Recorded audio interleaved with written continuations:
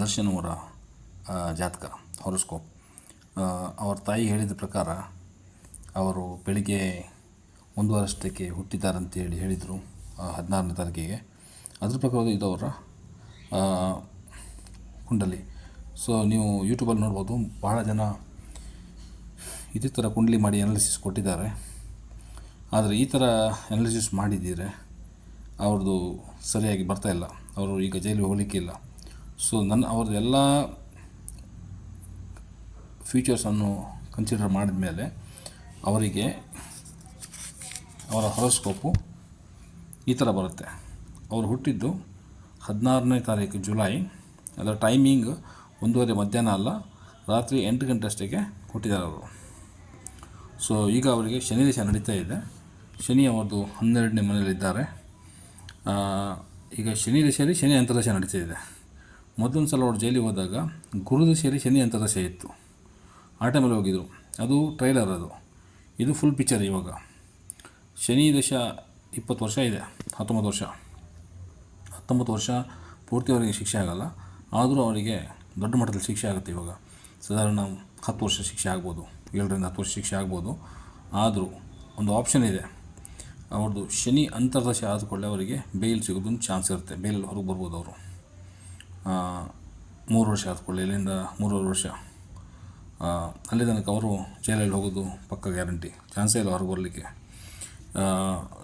ಇಲ್ಲಿ ನಾವು ಯಾವುದೇ ವಕೀಲರಿರ್ಬೋದು, ಆದರೆ ಇದು ಶನಿ ದೇಶ. ಆ್ಯಂಡ್ ಶನಿಯವರು ಅವರೇ ದೊಡ್ಡ ಜಡ್ಜ್. ಅವರು ಇಷ್ಟು ವರ್ಷ 16 ವರ್ಷದಿಂದ ಅವ್ರದ್ದು ಎಲ್ಲರೊಟ್ಟಿಗೆ ಜಗಳ ಆಗ್ತಾಯಿತ್ತು, ಹೊಂದಾಣಿಕೆ ಆಗ್ತಾಯಿಲ್ಲ ಆಗಿತ್ತು. ಓಪನ್ ಆಗಿ ಅವರು ಮಾತಾಡೋ ಸ್ಟೈಲು ಇರ್ಬೋದು, ಸ್ವಲ್ಪ ಒಳ್ಳೆತನ ಇದೆ ಅವ್ರ ಹತ್ರ, ಬಟ್ ಕೆಟ್ಟದ್ದು ಇದೆ. ಸೊ ಏನೇನು ಎಷ್ಟೋ ಜನರೊಟ್ಟಿಗೆ ಕೆಟ್ಟದಾಗಿ ಅವರ ರಿಲೇಷನನ್ನು ಹಾಳು ಮಾಡ್ಕೊಂಡಿದ್ದಾರೆ.